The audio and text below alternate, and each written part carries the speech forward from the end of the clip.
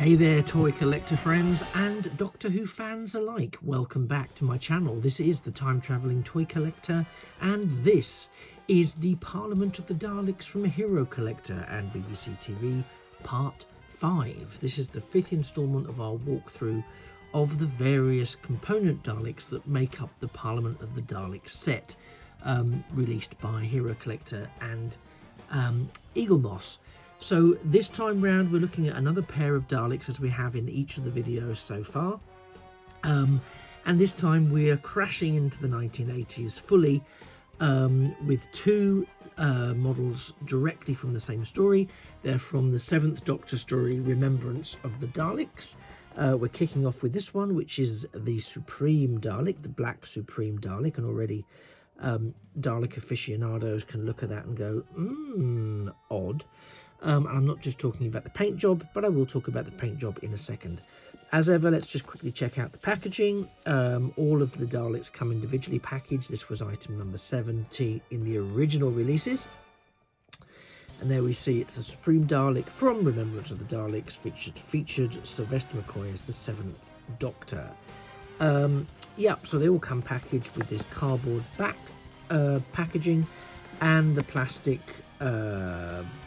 pseudo bubble packaging, I suppose you'd call it, to keep it safe and sound. And it really does, I have to say, keep it quite safe and sound. However, we're not leaving it in that. We're going to take the blue cardboard off, so that we can fully explore the figure itself. And as you can see, this is one of the more interesting designs.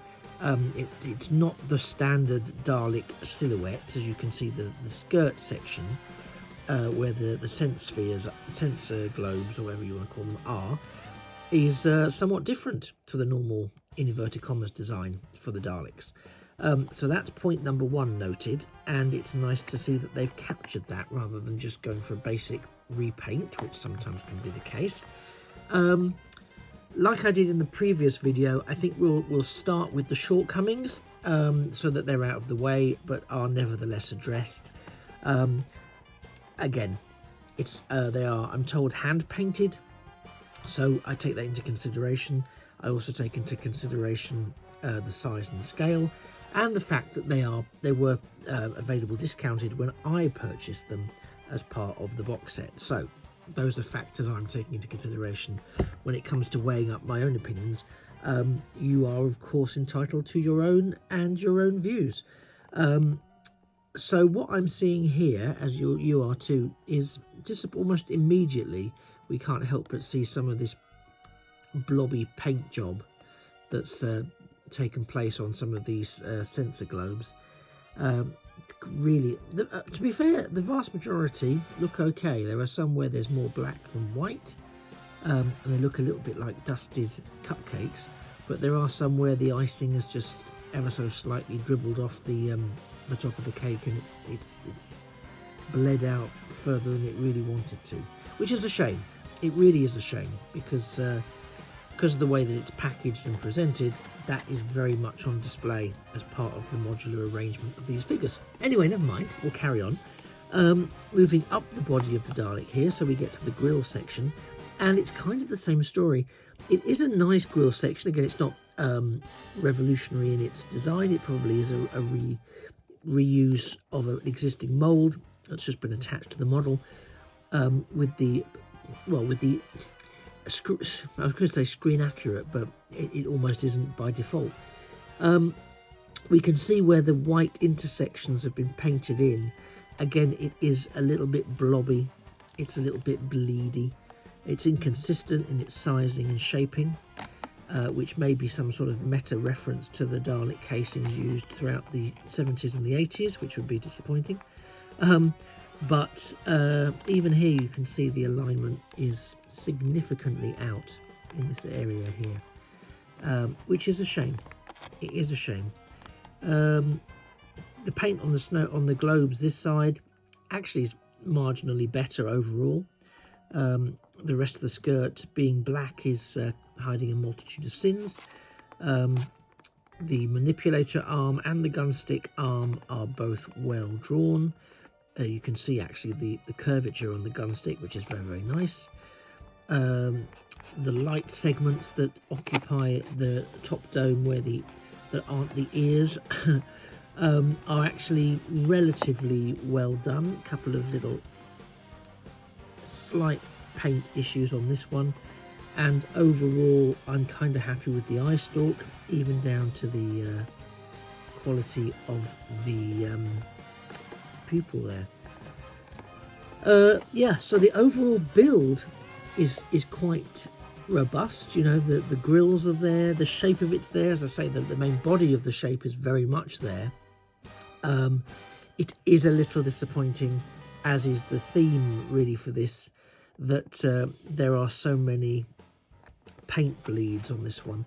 Again, it's really noticeable. Sorry about the in and out of focus. It's really noticeable when you've got white on black, because it really stands out. You know, you can't hide it, which is, it's a letdown. And it's a letdown when the actual design and the otherwise really strong production values of the piece itself are as good as they are. Let me just stand it there and zoom in a bit so we can have a bit of a static look at the figure. But yeah, again, it's around about 8 centimeters, 7 centimeters, 8 centimeters tall. I leave them, as you know, in the modular boxes to keep them safe and sound. They're good for display like this, or with the backdrop on. I've mentioned it before. It's worth mentioning it again. It's I mean, you could stand it on its little box thing there, but of course then everything that's on there is reversed. If you had it that way round, so that you could read what was on the box thing, that could kind of work, but it's a bit exposy. I would have loved, I've mentioned it before, so apologies for repeating myself, I would have loved there to be some sort of thought through display option that would have allowed you to use the base of the sort of the cardboard area as a stand, and then keep the figurine within it for additional stability and security when you're displaying them. I do believe that there is a separate, I'll put it back together again now, that there is a separate display stand for Dalek figurines, which I may at some point explore myself.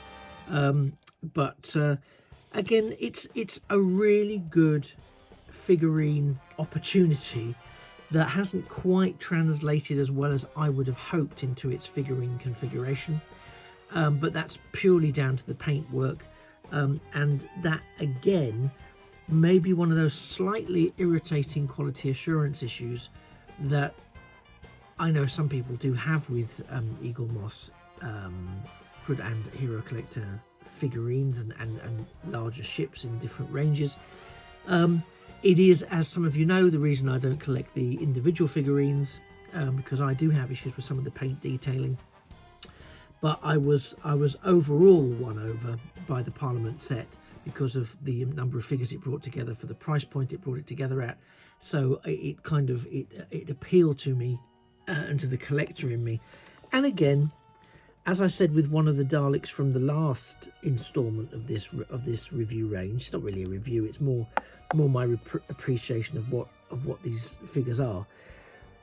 If I have them on display at some point in the future, then this, much like that, is likely to be in the display but to the back, because it creates the right impression, it creates the right ambiance. It's I suppose it's suggestive and evocative of the figure that it represents. The paint job is not accurate, but again, I'm paying, you know, in this instance, I'm paying less than a tenner for this. So putting that into perspective, I'm not going to whinge overly. Would it have been nicer to have been more accurate? I'm always going to say yes to that. But you know, I do appreciate what it gives me as a figure to look at, as a potential display piece. I'm really happy with it. I think I've created a kink in the plastic there, but I think I've just solved it, so that's good. Live on air, that's fantastic. That's not the damage I was afraid of. There's more positives around this than negatives. I know I talked a lot about the paint bleed, but again, from a distance in a display setting, some of those paint bleeds you wouldn't necessarily be drawn to if you are drawn to some of the other figures that are far stronger in terms of their overall paint job. But it is a nice eye-catching design. It's a shame that that design has lost a little bit of its impact and integrity, I suppose, through the failed aspects of the paint job. But again, I do like it. I am happy with the set overall, so I'm not gonna sit here and cry about it. I didn't, I didn't sign up for total perfection, because I know that isn't going to happen. So there we have the Supreme Dalek as he appeared, all blackened, oddly shapen, in Remembrance of the Daleks. Next up, also from Remembrance of the Daleks, and another nuanced classic, is the Special Weapons Dalek. So we'll pop him there for a quick look. Special Weapons Dalek, again being a new take on a very familiar shell. This Dalek was, I think, the first on-screen Dalek that really had a significant remodelling in terms of the central gun section, which makes it look just absolutely like a killer tank. Even down to, it has no eye stalk, it has that rotating section at the top.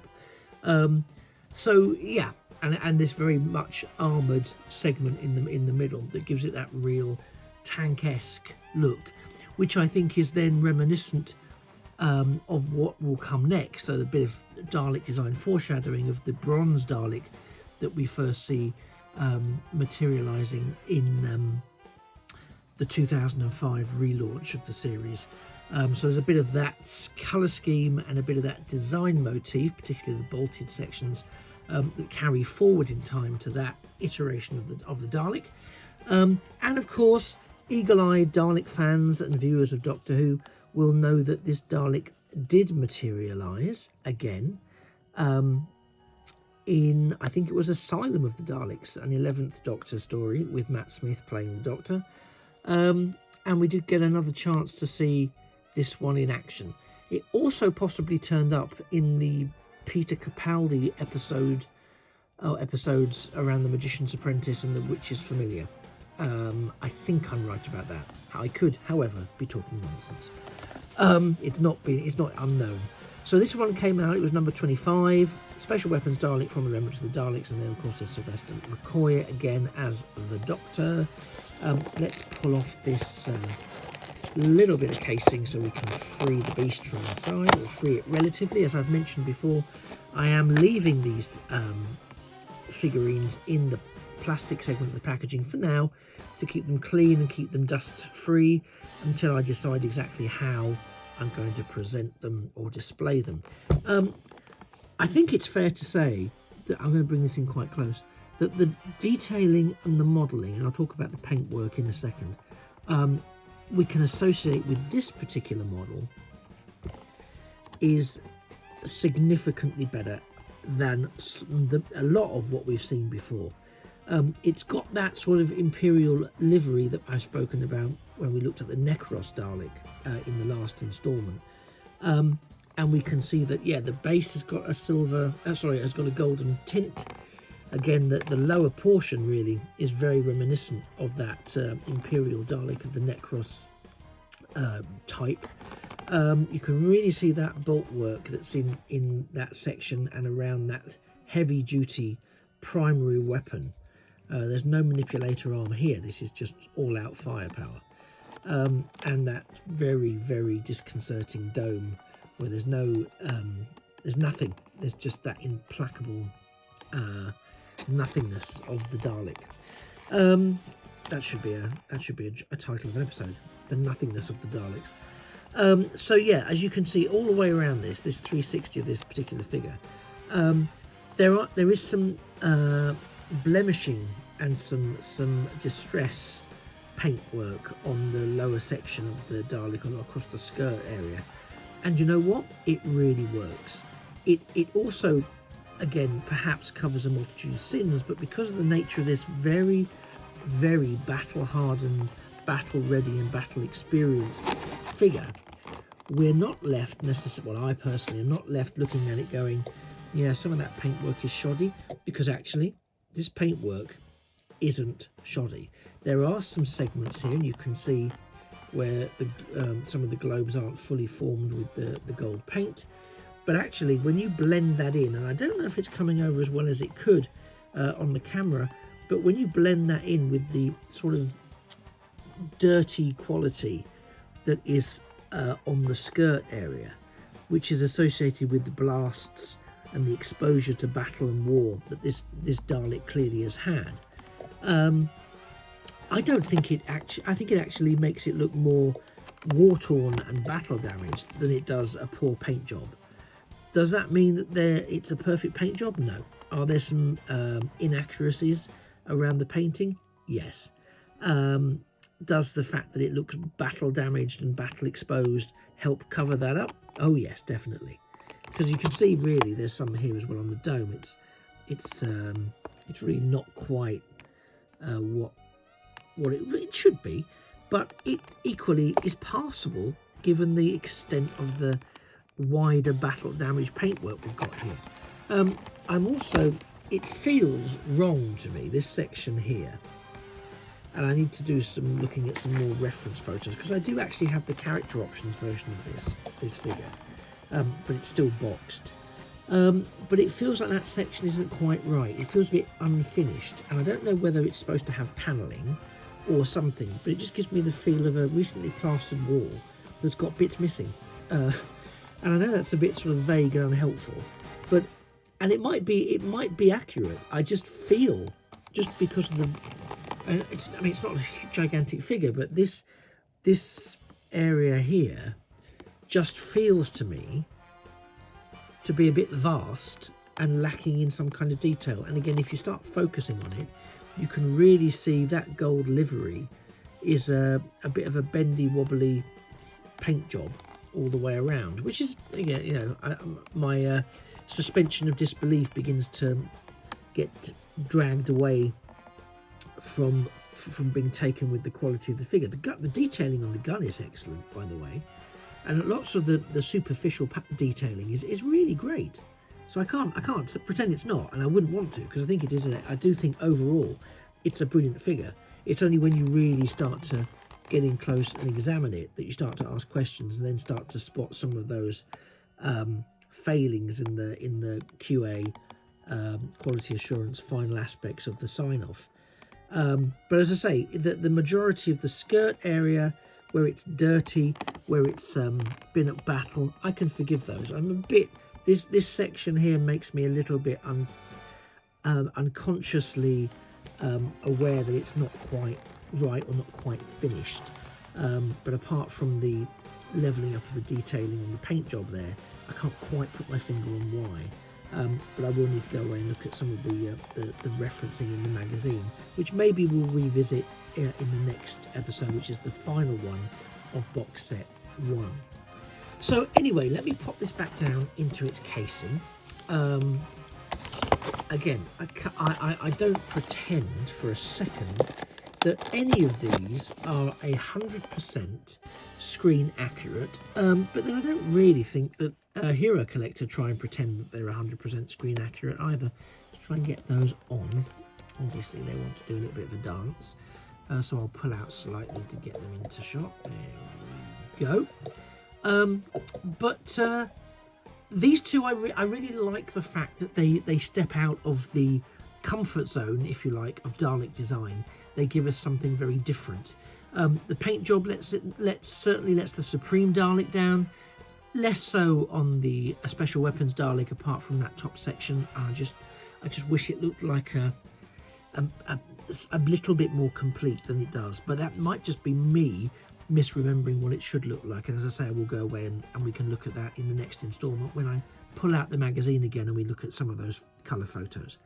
This, as a pairing, is really, really nice. I think they both are justifiable entries into the Parliament set. I think they are well designed. I think that the concept behind them is exactly what it should be. I think it's a little disappointing that the quality assurance on the paintwork, particularly really on the Supreme Dalek, isn't where I'd like it to be. It just isn't. But again, within the wider remit of the design and of the presentation of the overall 10 Daleks you're getting with this set, if I was putting it out along with perhaps the Necros Dalek from last time, I'd give them a sort of back end slot so that they're not too busy pulling focus from the other more well crafted Dalek casings. Hopefully you found this interesting. Hopefully it's given you some insight into whether or not you think the Dalek Parliament box set is for you. If it is, you know where to go to get it. It's herocollector.com. If not, then hopefully I've saved you some money and you're not going to go away and purchase something that you don't want or don't feel adequately delivers on what you're looking for or what you're willing to pay.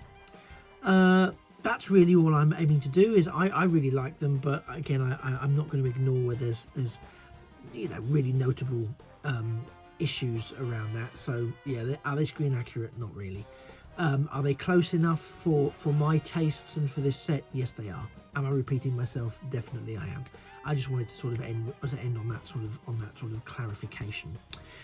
If you have found it useful, do please hit the thumbs up. That's always a great thing to do.